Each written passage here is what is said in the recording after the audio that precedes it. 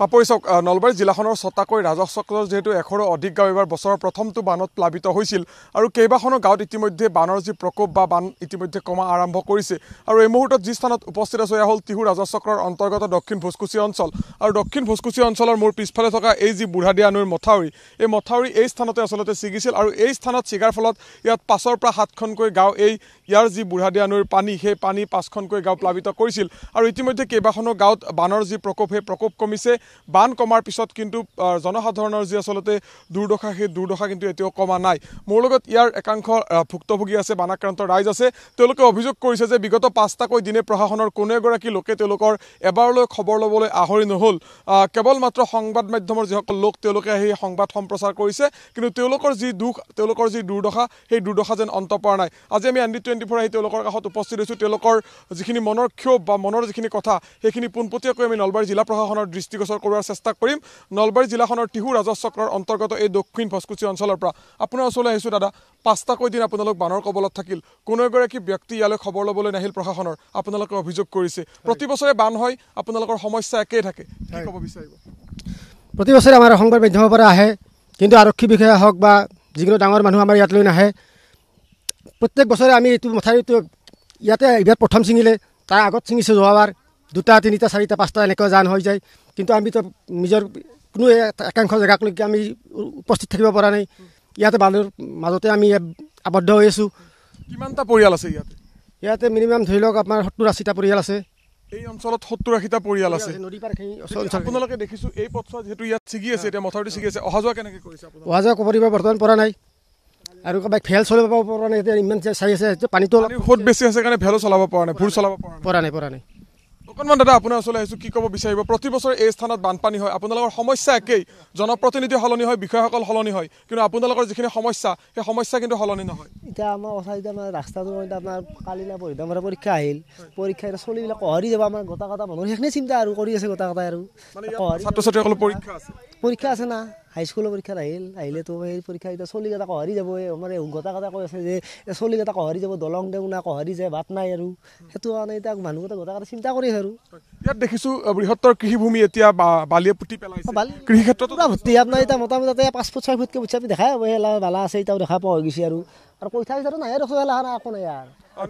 মই কথাখিনি পাতিম অকণমান যদি মোৰ সতীৰ্থ ভিডিঅ' জাৰ্নেলিষ্টে সেই দৃশ্যখিনি দেখুৱাব পাৰে এতিয়াও কিন্তু ইয়াত যি আচলতে বৃহত্তৰ কৃষিভূমি আছিল প্ৰায় 50ৰ পৰা 70 বিঘা যি কৃষিভূমি সেই কৃষিভূমি কিন্তু বালিয়ে সম্পূৰ্ণৰূপে পুতি পেলোৱা পৰিলক্ষিত হৈছে যদি কেমেৰা লেন্সত সেই দৃশ্য আমি দেখুৱাব পাৰোঁ আৰু ইয়াত যি মই কৈছোঁ যে বান কমিছে কিন্তু তেওঁলোকৰ যি দুৰ্দশা তেওঁলোকৰ কিন্তু সেই দুৰ্দশাৰ অন্ত পৰা নাই কৃষিৰ ওপৰত নিৰ্ভৰশীল এই অঞ্চলৰ যি কৃষক ৰাইজ সেই কৃষক ৰাইজৰ যি কৃষিভূমি আছিল সেই কৃষিভূমি বুঢ়াদিয়া নৈৰ যি বানপানী সেই বানৰ ফলত আচলতে এই কৃষিভূমিত বালিয়ে পুতি পেলোৱা পৰিলক্ষিত হৈছে মোৰ লগত আন একাংশ ইয়াৰ লোক আছে মই অকণমান দাদা আপোনাৰ লগত কথা পাতিম প্ৰতি বছৰে বানপানী হয় এই অঞ্চলটোত কিন্তু তাৰপিছতো এই মথাউৰি সঠিককৈ ইয়াত নিৰ্মাণ কৰাৰ ক্ষেত্ৰত যি ব্যৱস্থা ল'ব লাগে সেই ব্যৱস্থা কিন্তু লোৱা নাই যোৱাবাৰ মানে সেইটো পাৰ বান্ধাৰ কাৰণে আমাৰ এইটো পাৰ বান্ধা নাই তাৰ কাৰণে আমাৰ ইয়াতে বেছি হয় সেইটো পাৰে কিন্তু নাভাঙে মানে মথাউৰিবিলাক বিজ্ঞানসন্মত বা পৰিকল্পিত নোহোৱাৰ বাবে এই ধৰণে ভুক্তভোগী হ'ব হয় এতিয়া আমাৰ অসুবিধা মানে এতিয়া আজি 5 দিনে আকৌ ৰিলিফ চিলিফ আকৌ আনিব পৰা নাই হয়তো যোগাযোগ কৰিছি অফিচত কিন্তু আমি আনিব পৰা নাই না এতিয়া আমাক আনিব মাতিছে দিব অহা নাই গতিকে এতিয়া আমি এতিয়া খোৱালাত অসুবিধা হৈছে আনিব কোনে মাতিছে এতিয়া আমাক গামবুঢ়াই কৈছি আনিব যাব দিছে আজিও মাতছি এতিয়া আমিও যাব পৰা নাই এতিয়া আজি কিবা এটা কৰিব লাগিব আৰু নিশ্চয় কৈছে পাপৰি মই পুনৰবাৰ দৃশ্যটো দেখুৱাই লৈছোঁ ইয়াত যিটো মথাউৰিয়ে যিটো মূল পথ সংযোগী দিছোঁ মূল পথ সেই পথছোৱা এই ধৰণে প্ৰায় কেইবা মিটাৰ এই ধৰণে খহাই নিছিল আৰু খহাই নি ইয়াত বৃহত্তৰ অঞ্চলটো প্লাবিত কৰিছিল আৰু যাৰ ফলত তেওঁলোকৰ যোগাযোগ ব্যৱস্থা যথেষ্ট ব্যাহত হৈ পৰিছে তেওঁলোকে এই মথাউৰিৰে কেইবা কিলোমিটাৰ তেওঁলোকে ঘূৰি গৈ আচলতে তেওঁলোকৰ যি নিৰ্ধাৰিত তেওঁলোকৰ স্থান সেই স্থানলৈ তেওঁলোক যাবলগীয়া এক পৰিস্থিতিৰ সৃষ্টি হয় আৰু যাৰ ফলত তেওঁলোকে এতিয়া অভিযোগ কৰিছে যে গাঁৱৰ যিখন গাঁওবুঢ়া সেই গাঁওবুঢ়াগৰাকীয়ে তেওঁলোকক সামগ্ৰী আনিবলৈ মাতিছে তেওঁলোকে ইয়াত কোনো ধৰণৰ সামগ্ৰী দিবলৈ অহা নাই বুলি তেওঁলোকে অভিযোগ কৰিছে কেৱল এই মানুহৰে নহয় তেওঁলোকৰ গোধন বা তেওঁলোকৰ পোহনীয়া যিখিনি জীৱ জন্তু আছিল সেই জীৱ জন্তুখিনিৰো কিন্তু বিলাই বিপত্তি নোহোৱা হৈছে দাদা আপোনাৰ ওচৰলৈ আহিছোঁ পোহনীয়া জীৱ জন্তু যথেষ্ট আছে মানুহৰ অসুবিধা হৈছেই জীৱ জন্তুৰ কি ধৰণৰ অসুবিধা হৈছে খাদ্য সংকটে নিশ্চয় দেখা দিছে এতিয়া জীৱ জন্তু বুলি এতিয়া ইয়াতে মাথৰিতে আগতে মানে দৰৱ চৰৱ দি পেলাই চলাইছিল কিন্তু এতিয়া বৰ্তমান তাতো জাগা নাই পানী উঠি গৈছে আৰু চৰকাৰৰ পৰা একো সুবিধা পোৱা নাই আৰু ৰাজনৈতিক নেতাসকল আজিকালি ক'ত আছে এতিয়া খালি ভোটৰ সময়ত ৰাজনীতি ইয়াতে মানে বানপানীৰ দৰে আহে কিন্তু আজি মানুহ কোনো খবৰ লোৱা অহা নাই স্থানীয় বিধায়কৰো কোনো এটা মানুহ ইয়াতে পঠোৱা নাই বা আমাৰ টিহু ব্লক অঞ্চলৰ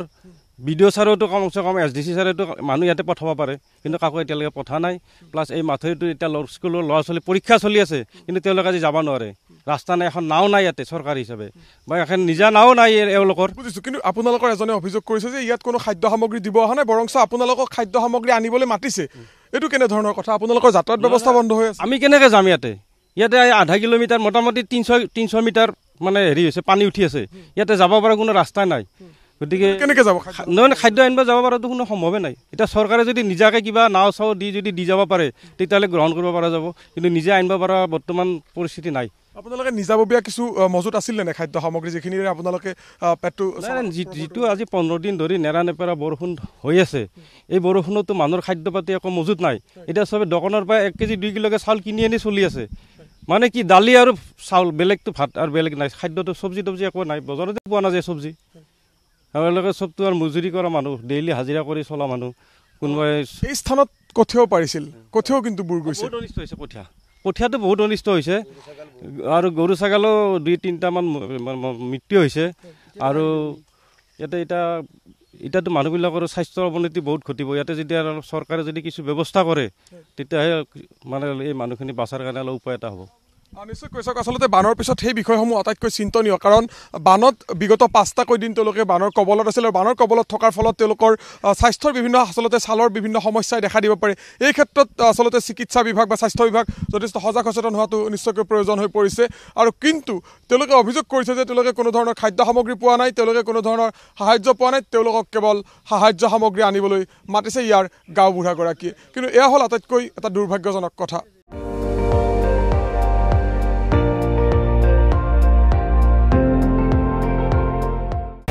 আপুনি চাই আছে ND24 সৰ্বশ্ৰেষ্ঠ নহয় সৰ্বোত্তমৰ দৌৰ